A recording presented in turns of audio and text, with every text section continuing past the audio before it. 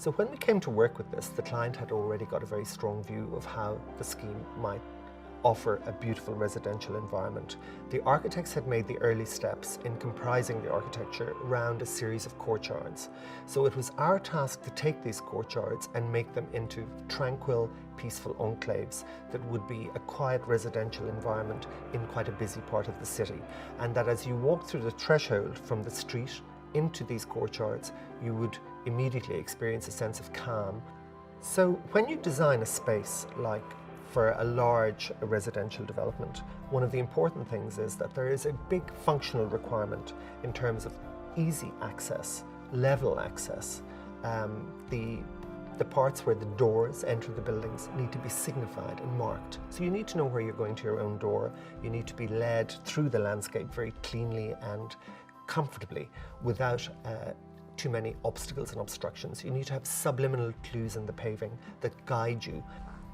So when we're looking at a site like this that has a trace of a historic lineage, in this case a Botanic Gardens, and it's going to be reimagined as a new use, and a place where people are living and where they're going about their day-to-day activities, what we want to do is to not erase the traces of the past, but to build on them. So one of the trees that's a relic of the Botanic Garden and very remarkable because it leans over the wall in Shelburne Road and can be seen by all passers-by is an Arbutus andrachnoides. And so it has actually become an emblem for the marketing and the branding of the scheme. As one walks from the public area of the street into this development, one is conscious immediately of a very nice change in mood and in proportion and scale. And there is beautiful paving underfoot, there are sculptures, there are water features, and there is an ambience of green, peaceful tranquility.